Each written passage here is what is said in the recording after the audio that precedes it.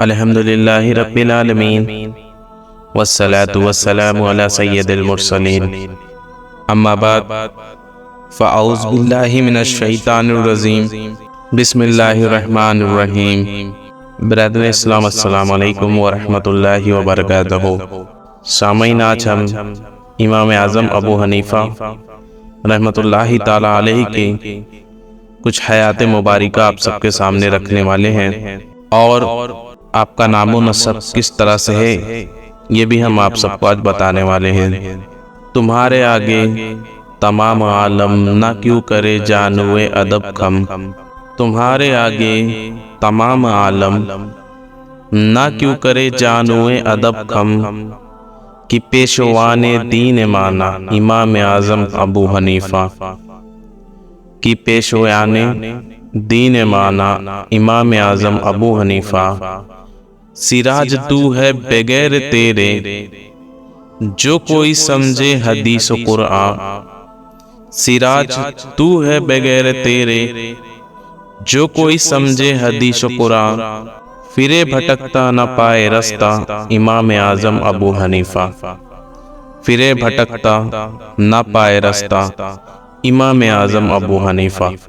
سامعین، آپ رحمت اللہ تعالی علیہ کا نام نعمان تھا اور والد گرامی کا نام ثابت ہے، اور کنیت آپ کی ابو حنیفہ اور لقب امام اعظم ہے۔ آپ سن 80 ہجری میں کوفہ میں پیدا ہوئے اور 70 سال کی عمر پا کر 2 شعبان المعظم سن 150 ہجری میں وفات پائی، اور آج بھی بغداد شریف کے قبرستان خزران میں آپ کا مزار فائز الانوار مرضع خلائق ہے۔ امہ اربعہ یعنی چاروں امام، اور وہ 4 امام کون کون سے ہیں؟ پہلا امام ابو حنیفہ، امام شافعی، امام مالک اور امام احمد بن حنبل رضی اللہ تعالیٰ عنہ۔ یہ چاروں امام برحق ہیں، اور ان چاروں کے خوش عقیدہ مقلدین آپس میں بھائی بھائی ہیں۔ سیدنا امام اعظم ابو حنیفہ رحمۃ اللہ تعالی علیہ چاروں اماموں میں بلند مرتبہ رکھتے ہیں۔ اس کی ایک وجہ یہ بھی ہے کہ ان چاروں میں صرف آپ ہی تابعی ہیں۔ سامعین، تابعی اس کو کہتے ہیں جس نے ایمان کی حالت میں کسی صحابی رضی اللہ تعالیٰ عنہ سے ملاقات کی ہو اور ایمان پر اس کا خاتمہ ہوا ہو۔ سیدنا امام اعظم علیہ رحمہ نے مختلف روایت کے تحت چند صحابہ کرام علیہم رضوان سے ملاقات کا شرف حاصل کیا، اور بعض صحابہ کرام علیہم رضوان سے براہ راست سرور کائنات صلی اللہ تعالی علیہ وسلم کے ارشادات بھی آپ نے سنے۔ ہے نام نعمان ابن ثابت، ہے نام نعمان ابن ثابت، ابو حنیفہ ہے ان کی کنیت، پکارتا ہے یہ کہہ کے عالم امام اعظم ابو حنیفہ، پکارتا ہے یہ کہہ کے عالم امام اعظم ابو حنیفہ۔ شامل حضرت سیدنا ابو نعیم رحمت اللہ تعالی علیہ فرماتے ہیں کہ امام اعظم ابو حنیفہ رحمت اللہ تعالی علیہ کی حیات و حالت، چہرہ، لباس اور جوتے اچھے ہوتے تھے، اور اپنے پاس آنے والے ہر شخص کی مدد کرتے۔ آپ رحمت اللہ تعالی علیہ کا قد درمیانہ تھا، تمام لوگوں سے زیادہ احسن انداز میں کلام فرماتے تھے اور کثرت سے خوشبو استعمال کرتے۔ جب باہر تشریف لاتے تو اچھی خوشبو سے آپ پہچانے جاتے تھے۔ حضرت سیدنا امام اعظم علیہ رحمہ دن بھر علم دین کی اشاعت کے ساتھ ساتھ قرآن پاک کی تلاوت اور ساری رات عبادت اور ریاضت میں بسر کرتے تھے۔ حضرت مشعر بن کدام علیہ رحمہ فرماتے ہیں، میں نے امام اعظم ابو حنیفہ رحمۃ اللہ تعالی علیہ کی مسجد میں حاضر ہوا، دیکھا کہ نماز فجر ادا کرنے کے بعد آپ رحمۃ اللہ تعالی علیہ لوگوں کو سارا دن علم دین پڑھاتے رہتے۔ اس دوران صرف نمازوں کے وقفے ہوئے، بعد نماز عشاء آپ رحمۃ اللہ تعالی علیہ اپنے دولت سارا یعنی مکان علی شان پر تشریف لے گئے۔ تھوڑی دیر بعد سادہ لباس میں مبلوس، خوب عطر لگا کر فضائے مہکاتے، اپنا نورانی چہرہ چمکاتے ہوئے پھر آ کر مسجد کے کونے میں نوافل میں مشغول ہو گئے۔ یہاں تک کہ صبح صادق ہو گئی۔ اب دار دولت پر تشریف لے گئے اور لباس بدل کر پھر واپس آئے اور نماز فجر باجماعت ادا کرنے کے بعد گزشتہ کل کی ہی طرح عشاء تک سلسلہ درس و تدریس جاری رہا۔ میں نے سوچا آپ رحمت اللہ تعالی علیہ بہت تھک گئے ہوں گے، آج رات تو ضرور آرام فرمائیں گے، مگر دوسری رات بھی وہی معمول رہا۔ پھر تیسرا دن اور رات بھی اسی طرح گزرا۔ اب یہ عالم دیکھ کے میں بہت متاثر ہوا اور میں نے فیصلہ کر لیا کہ عمر بھر ان کی خدمت میں رہوں گا۔ میں نے ان کی مسجد ہی میں مستقل قیام اختیار کر لیا۔ میں نے اپنی مدت قیام میں امام اعظم علیہ رحمہ کو دن میں کبھی بے روزہ اور رات میں کبھی عبادت اور نوافل سے غافل نہیں دیکھا۔ البتہ جوہر سے قبل آپ رحمت اللہ تعالی علیہ تھوڑا سا آرام فرما لیا کرتے تھے۔ جو بے مثال آپ کا ہے تقویٰ تو بے مثال آپ کا ہے فتویٰ، جو بے مثال آپ کا ہے تقویٰ تو بے مثال آپ کا ہے فتویٰ، ہے علم تقویٰ کے آپ سنگم امام اعظم ابو حنیفہ، ہے علم تقویٰ کے آپ سنگم امام اعظم ابو حنیفہ۔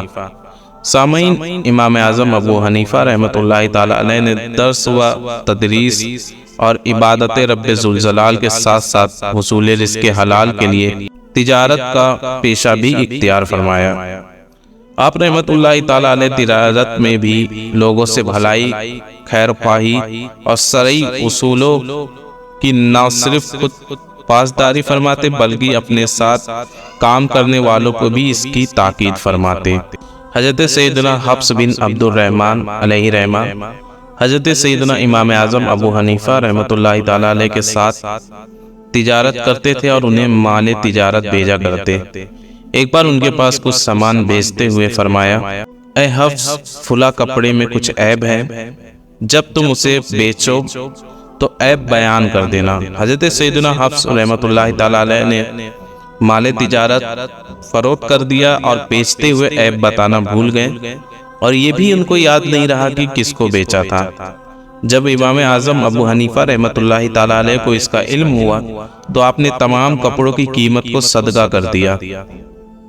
سبحان اللہ۔ سامعین، سنا آپ نے کہ امام اعظم ابو حنیفہ رحمۃ اللہ تعالی علیہ کے شریک تجارت نے بھولے سے عیبدار چیز بیچ دی تو آپ رحمت اللہ تعالی علیہ اس کی قیمت اپنے استعمال میں نہیں لیے بلکہ صدقہ فرما دی۔ مگر افسوس، صد افسوس، ہمارے معاشرے میں بھولے سے نہیں بلکہ جان بوجھ کر، جھوٹی قسمیں کھا کر، عیب چھپا کر چیزوں کو بیچ دیا جاتا ہے۔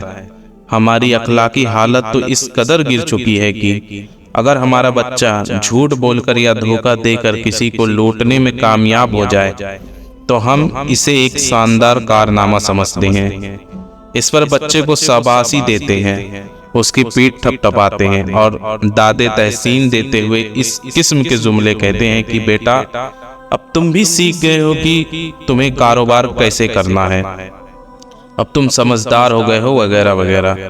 حالانکہ ایسے موقع پر تو ہمیں اپنے بچے کی تربیت کرنی چاہیے کہ بیٹا جھوٹ بول کر اور دھوکہ دے کر کاروبار نہیں کرنا چاہیے، ورنہ اس کا وبال سے ہمارے کاروبار و مال میں زوال آ جائے گا اور ہم تباہ و برباد ہو جائیں گے، اور آخرت میں بھی ذلیل و رسوا ہو کر کہیں عذاب الہی میں حقدار نہ ہو جائے۔ دھوکہ دینے والے کو اس حدیث پاک پر بھی غور کرنا چاہیے کہ محسن کائنات فخر موجودات صلی اللہ تعالی علیہ وسلم نے ارشاد فرمایا، لا یؤمن احدکم حتی یحب لاخیہ ما یحب لنفسہ، یعنی تم میں سے کوئی اس وقت تک کامل مومن نہیں ہو سکتا جب تک اپنے بھائی کے لیے وہ چیز پسند نہ کرے جو اپنے لیے پسند کرتا ہے۔ تو مجھے بتائیے کیا بھلا وہ کون سا شخص ہوگا جو اپنے لیے یہ پسند کرے گا کہ مجھے ملاوٹ والا مال ملے، مجھے دھوکہ دے کر یا جھوٹ بول کر مال دیا جائے، مجھ سے سود لیا جائے یا مجھ سے رشوت لی جائے، میرے بھولے پن کا فائدہ اٹھا کر میری جیب خالی کر دی جائے۔ یقیناً کوئی شخص اپنے لیے یہ باتیں پسند نہیں کرے گا، تو پھر اپنے مسلمان بھائیوں کے لیے ایسا کیوں سوچا جاتا ہے؟ حضرت سیدنا ابو ہریرہ رضی اللہ تعالیٰ عنہ سے روایت ہے کہ تاجدار رسالت شہنشاہ نبوت صلی اللہ تعالیٰ علیہ وسلم گلے کے ایک ڈھیر پر گزرے تو آپ نے ہاتھ شریف اس پر ڈال دیا۔ آپ صلی اللہ تعالیٰ علیہ وسلم کی انگلیاں نے اس پر تری پائی یعنی گلا پایا، تو آپ نے فرمایا اے گلے والے یہ کیا ہے؟ تو اس نے فرمایا یا رسول اللہ صلی اللہ تعالیٰ علیہ وسلم اس پر بارش پڑ گئی ہے۔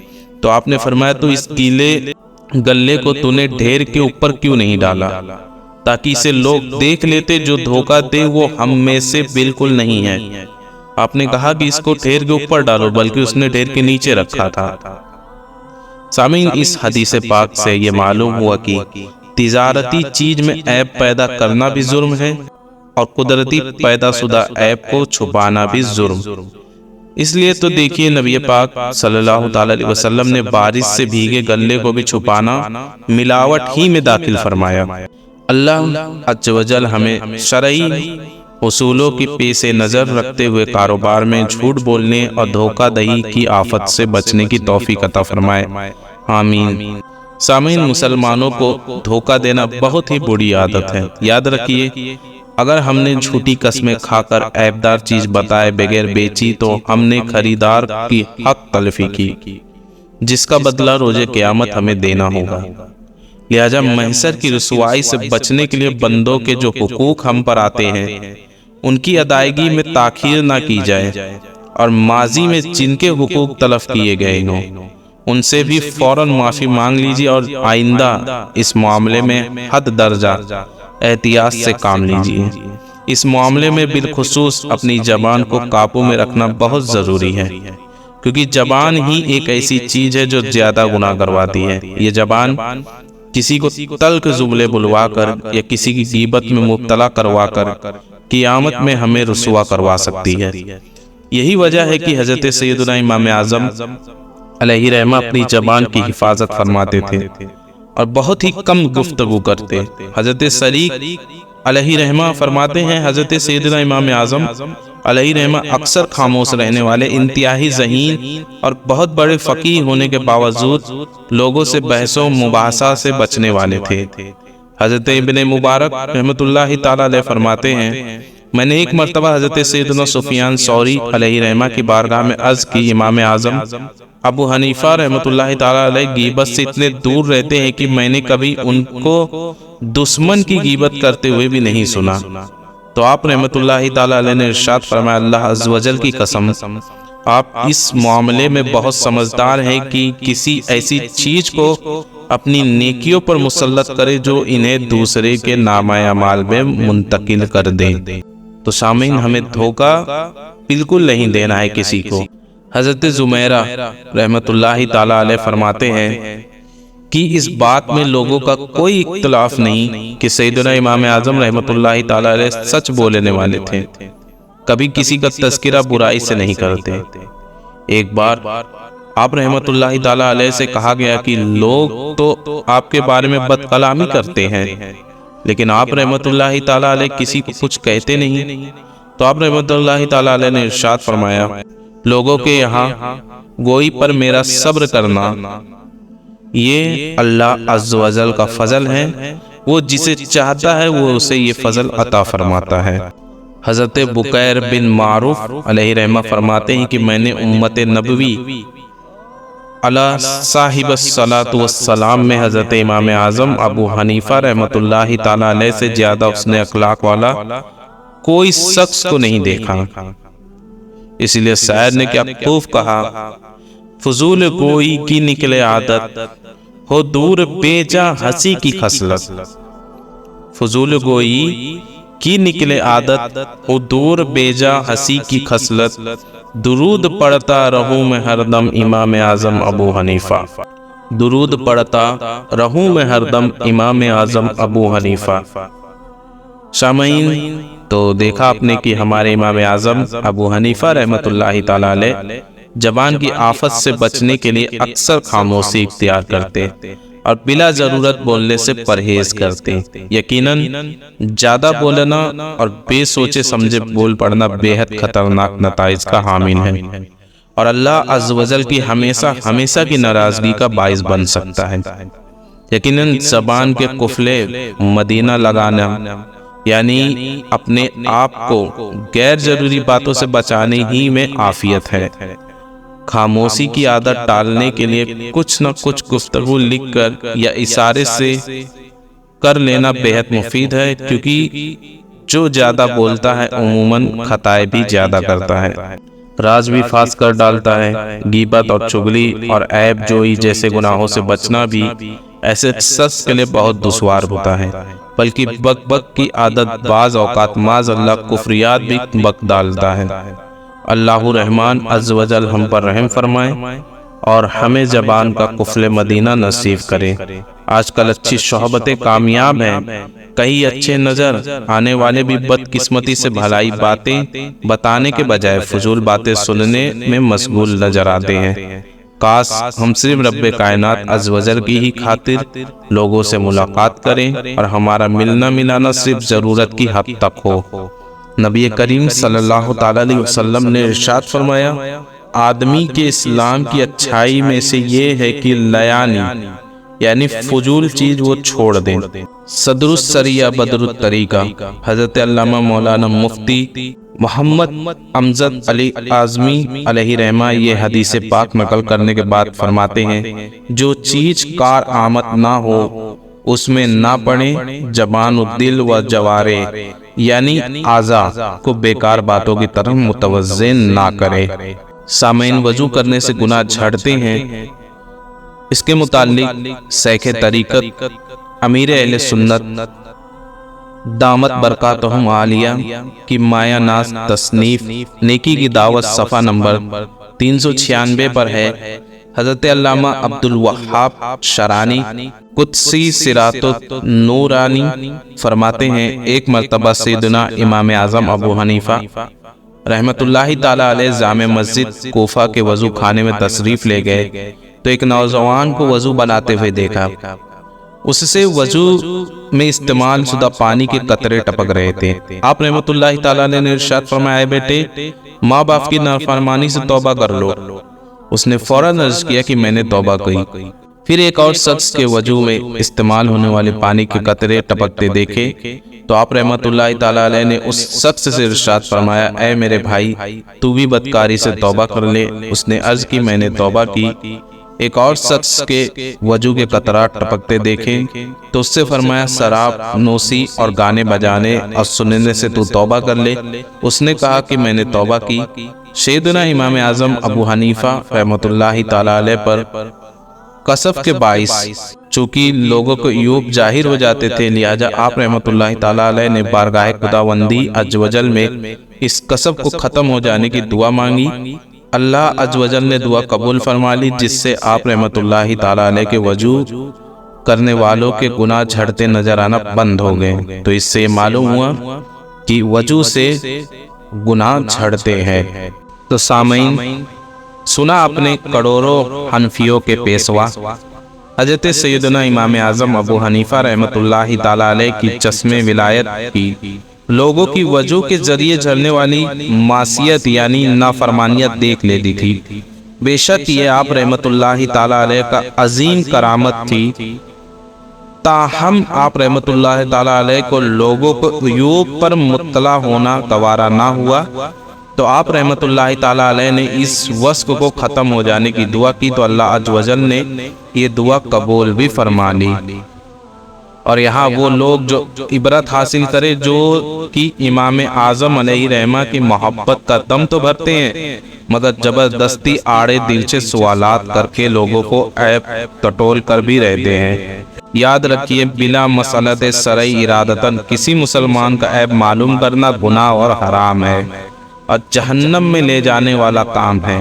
اللہ تعالیٰ نے پارہ نمبر 26 سورۃ الحجرات کی آیت نمبر 12 میں ارشاد فرمایا، وَلَا تَجَسَّسُوا، اور عیب نہ ڈھونڈو۔ تو اس پہ اللہ کی اس حکم پر بھی عمل کرنا ضروری ہے، اور اگر جو عیب ڈھونڈتا ہے تو اس کا کیا انجام ہے انشاءاللہ ہم آگے کی ویڈیو میں لائیں گے۔ تب تک کے لیے السلام علیکم ورحمۃ اللہ وبرکاتہ۔